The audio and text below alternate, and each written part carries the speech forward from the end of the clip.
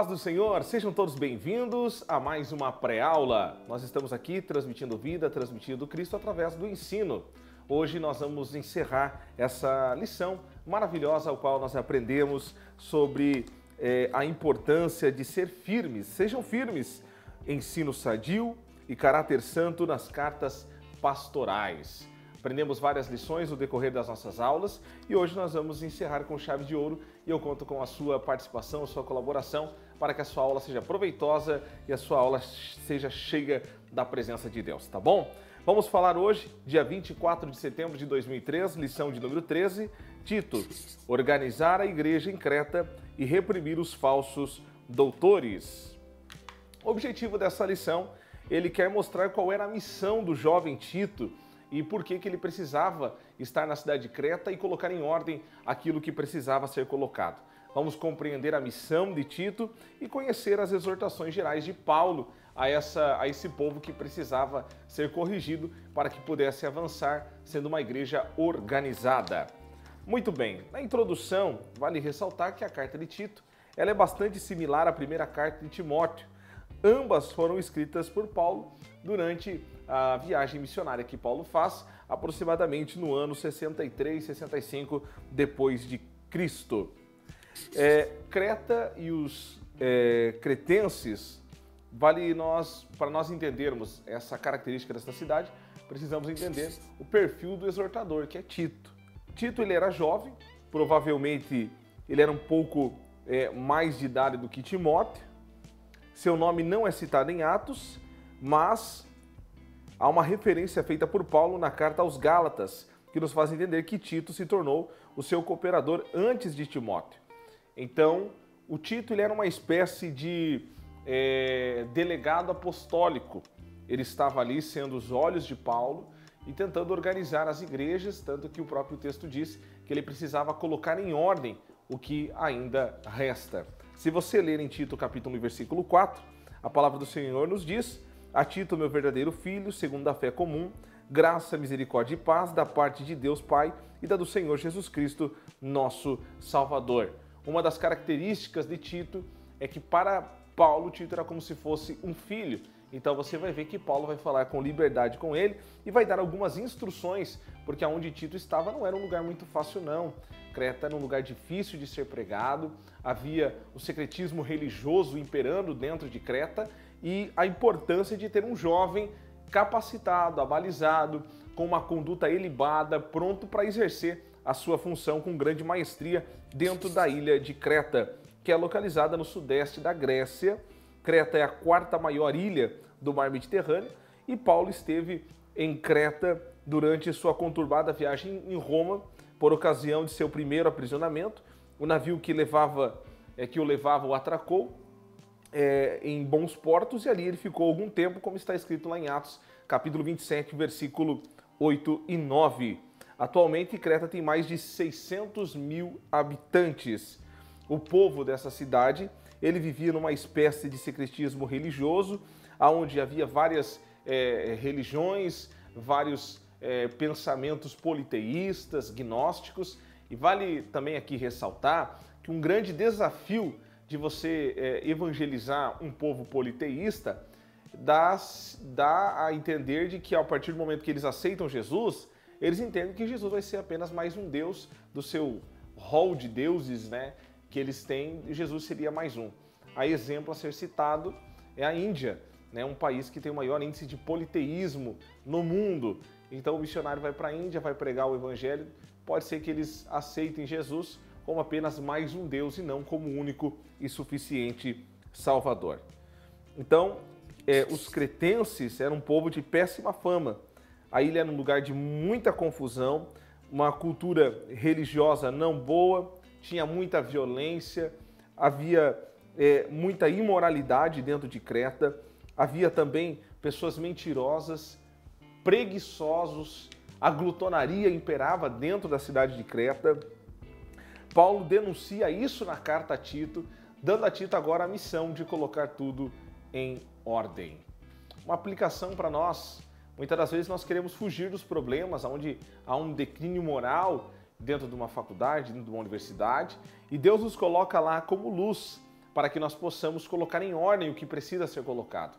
Jesus ele nos dá uma ordem para levar a palavra de Deus e, através desta palavra, gerar transformação na vida das pessoas. E você pode ser esse agente de transformação.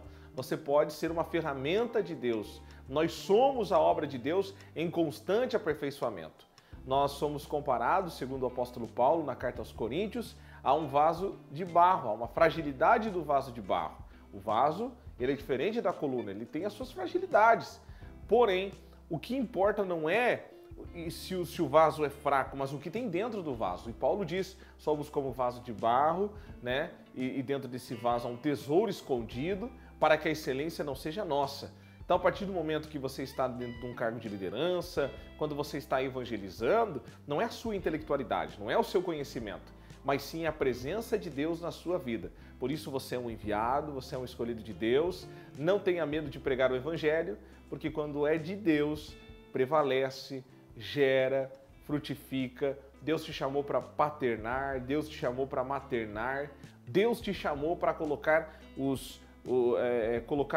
edificar, né? Deus te colocou para colocar os pontos no lugar certo para que não venha desmoronar aí tudo aquilo que você está fazendo em prol do reino de Deus. Coloque os alicerces certos que você não vai ter problema aí na tua caminhada, tá bom? A missão de Tito, vamos lá. A primeira missão de Tito, no ponto 2, é estabelecer presbíteros. Essa era a missão primordial de Tito, estabelecer presbíteros. Como, pastor Eliezer? De cidade em cidade, colocando presbíteros. Esses presbíteros, eles estariam, então, evangelizando, eles estariam organizando as igrejas.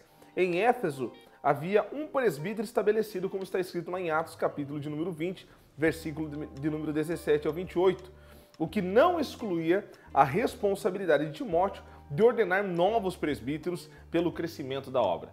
Dá a entender, então, que a obra estava crescendo e precisava, então, de mais trabalhadores, de mais pessoas para exercer esta função do presbitério dentro de Creta. É interessante que, quando nós exercemos um cargo dentro da igreja, e eu posso aqui citar que tem muitos jovens, creio eu, que estão assistindo essa pré-aula, que são auxiliares dentro da igreja. Alguns jovens casados já são diáconos, presbíteros e assim sucessivamente. Entendemos então que você não é um auxiliar, um diácono, um presbítero, um evangelista, um pastor da igreja local, só dentro da igreja. Não, você leva esse cargo, essa credencial também fora da igreja, dentro da cidade. É nessa selva de pedra chamada cidade que você vai encontrar as pessoas mais pecadoras, você vai encontrar pessoas com dificuldades nos relacionamentos, e Deus chama você para exercer essa função também dentro do bairro. Eu não sou o pastor da Assembleia de Deus em si, mas sim do bairro que eu estou inserido. Eu estou ali pastoreando, eu estou ali ajudando pessoas, independentemente se elas são membros da igreja ou não. Eu tenho esse papel de arrebanhar, trazer para o aprisco, tirar os carrapichos da lã da ovelha, cuidar dela, levar ao discipulado e assim sucessivamente levar ao batismo. O perfil do presbítero é interessante, que ele vai falar a Timóteo, vai falar também a Tito sobre quais as características do presbítero. Vale ressaltar que uma das características era a necessidade de maturidade. Muitas das vezes nós achamos que maturidade está vinculada à idade da pessoa, mas há muitas pessoas que elas são muito mais velhas em idade e pouca maturidade. A maturidade é algo que é gerado através do fruto do Espírito, ou dos frutos que é gerado em nossas vidas através do Espírito Santo, nos faz ter então uma maturidade. E a maturidade ela é adquirida com as experiências da vida. A partir do momento que eu tenho experiências com Deus, no meu dia a dia, nos meus relacionamentos com as pessoas, eu vou criando então maturidade.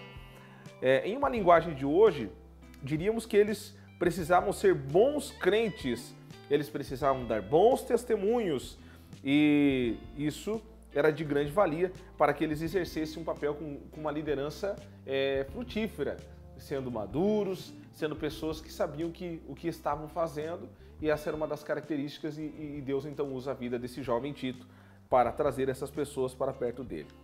O que eles iriam enfrentar? Vamos lá, o ponto 2. eles iam corrigir os falsos doutores.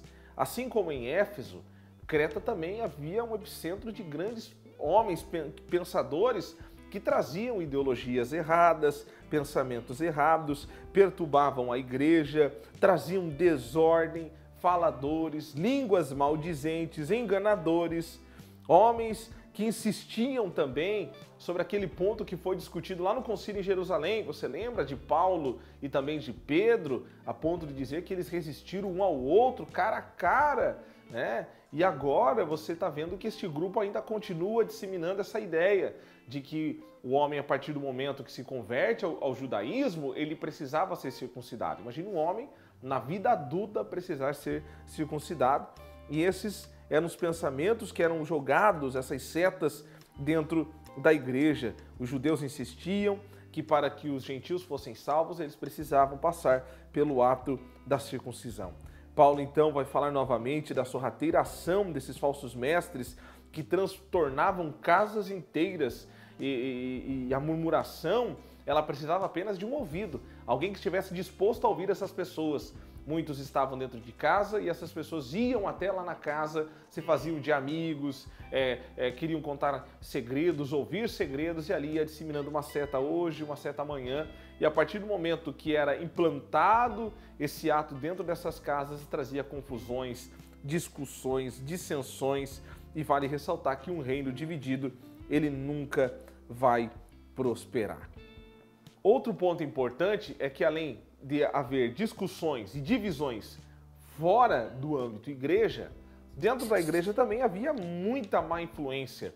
Porque se você já leu aquele livro que fala sobre lealdade e deslealdade, ele vai dizer que uma das ações do diabo não é atingir de fora para dentro, mas é de colocar uma quinta coluna dentro da igreja. Colocar um inimigo dentro da igreja. Conta-se que na guerra, quando um militar ele queria ganhar a guerra e ele poderia ser até um exército um pouco menor, ele colocava alguém infiltrado, um espião lá dentro do território inimigo. Por quê? Porque aí aquele espião iria conhecer a cultura, ia se aculturar, ia fazer amizade e sorrateiramente ele transformaria-se em um soldado dentro do território inimigo. Quando nós estamos dentro do ambiente igreja, nós não estamos brigando, não estamos lutando um contra o outro. Reino dividido nunca vai prosperar. Então, os cretenses, havia discussões dentro da igreja, a ponto que Paulo disse, olha, repreende-os severamente, não tenha dó, não tenha meias verdades.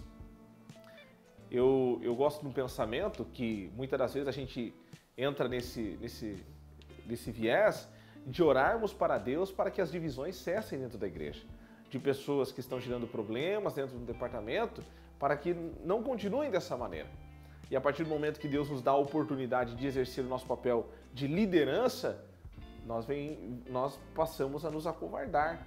Eu fico pensando que Acã, quando estava com Josué, ele passa ali o Rio Jordão, eles atravessam até o outro lado, e quando eles estão lá do outro lado, estão comemorando, eles agora vão passar por Jericó, vão comemorar, o Acã está junto, só que acaba errando, acaba pecando, e Josué teve que tomar uma decisão, cortar o mal pela raiz, e aí você conhece a história, ele foi morto, ele e toda a sua família, que foram jogados no vale de Acor. Então, essa igreja, ela precisava ser repreendida. Tinha uma cultura impregnada dentro desta igreja que não era a cultura do reino de Deus. A cultura do reino de Deus é amor, mas também é justiça. A cultura do reino de Deus, ela é envolvida por pessoas que não têm aquele jeitinho brasileiro, vai do meu jeito, como eu quero. Não tinha esse negócio não. E viver no meio desse povo, dos cretenses, não nos autoriza a compartilhar da sua má conduta. Por isso que Paulo usa muito bem a expressão, precisamos ser sãos na fé. Ele diz, sãos na fé. Então quer dizer que tem uma fé doentia. Há um grupo de pessoas que estão doentes espiritualmente dentro dos nossos templos, dentro das nossas igrejas. E aí o ponto 3, para encerrar, ele vai falar sobre as exortações gerais.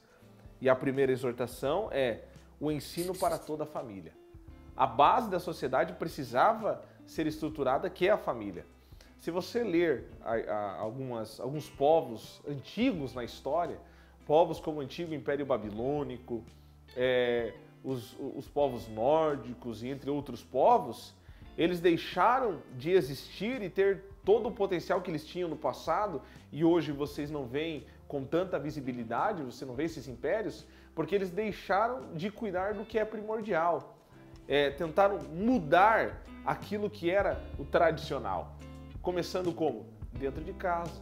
As famílias começaram a mudar a sua maneira correta, o padrão social. Quando começou a mudar, essa sociedade passou a deixar de existir e ela veio só a decadência. Por isso, que um dos primeiros pontos de exortação de Paulo para Tito é o ensino para toda a família.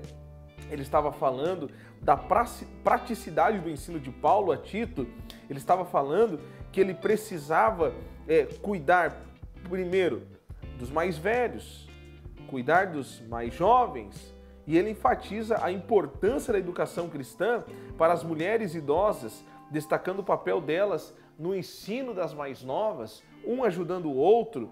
O valor da constituição da família é mais uma vez enfatizado por Paulo ao tratar da nobre missão da mulher como esposa e mãe, dedicada ao lar, a fim de que a palavra de Deus não seja blasfemada, lá em Tito capítulo 2, versículo 5. Ele então vai começar dando os seus ensinamentos à família. Então, nós aplicamos aqui e devemos entender de tudo que Paulo fala sobre a mulher tem que ser moderada e todas essas questões sociais, falando também do autocontrole dentro de casa. Ele está dando um ensinamento importante para nós. Nós precisamos cuidar da nossa casa, precisamos exercer um papel importante de liderança dentro da nossa casa, nosso papel como sacerdote do lar, para que aí nós possamos exercer um papel muito importante de liderança dentro da igreja. Eu ouvi uma canção quando era criança, ainda trabalhava no rádio, já com 14 anos, e tinha um pastor que gostava muito de uma canção, ele rodava muito no rádio, que uma criança cantava, né? Pastor, venha morar aqui em casa, porque aqui em casa, quando o senhor está, o pai não briga, né? O pai é diferente, a mãe é diferente. Então isso aqui vale para a gente aprender, né? Que para termos uma boa liderança, para sermos homens segundo o coração de Deus, mulheres segundo o coração de Deus, precisamos aprender a liderar a nossa família, liderar a nossa casa, cuidar da nossa casa com excelência. Depois ele vai falar sobre a salvação para todos. É isso que é o foco do Evangelho, trazer as pessoas aos pés de Cristo. E em Tito ele vai falar de uma das doutrinas centrais do cristianismo, uma das doutrinas centrais da fé cristã, que é a salvação. Ele vai falar da graça de Deus que foi manifestada, trazendo salvação para todos os homens. Essa graça que não é barata, essa graça que é preciosa. E ele vai falar que a nossa vida deve ser alimentada na esperança da volta de Jesus. Não do verbo esperar, ficar estagnado, mas de esperançar. A minha vida segue, o meu dia a dia segue. Então eu estou esperando Jesus, mas não paradinho. Vou ficar aqui no meu cantinho, ele está vindo mesmo. Eu não vou fazer uma faculdade, eu não vou me casar. Jesus está voltando mesmo, vamos ter que deixar tudo para o anticristo. Não fica pensando assim não. Trabalhe, estude, né? Encontre alguém segundo o coração de Deus, case, tenha filhos, mas não fica parado não, meu amigo. Vou esperar Jesus voltar, não vou ficar trabalhando, não quero deixar nada para o anticristo. Não fique com esse pensamento não. Trabalhe, lute, né? Seja um cristão de verdade, que tenha esperança de encontrar com Jesus. Isso é o que nos move, essa força que move dentro de nós é a esperança. Porque Deus está vindo buscar um povo especial, um povo zeloso e de boas obras. Portanto, não basta apenas receber a salvação, é preciso viver de acordo com a vocação celestial. Algo precisa ser gerado dentro de você quando você tem um encontro com Jesus e tem que ocorrer uma mudança dentro da tua vida. Então, com alegria e gratidão, nós terminamos esses importantes ensinos, mais um trimestre da nossa escola dominical. Foi uma oportunidade ímpar em compartilhar do nosso conhecimento com você, de maneira prática aqui, bem rápido, conversando com você, trazendo lições importantes que você vai poder aplicar juntamente com os seus jovens. Que Deus abençoe a sua vida, incentive a EBD na sua congregação. Talvez você diga, pastor, está vindo apenas 3 jovens. Você pode exercer um papel de liderança nesses 3 jovens e incendiar eles com a palavra de Deus, e esses 3 vão incendiar mais 3 quando você vê a sua classe vai estar cheia. Não fique preocupado se você tem poucas pessoas dentro da sua classe. Comece com os poucos, porque o pouco na mão de um Deus poderoso, ele se torna muito. Que Deus abençoe a sua vida e bons estudos. Deus te abençoe.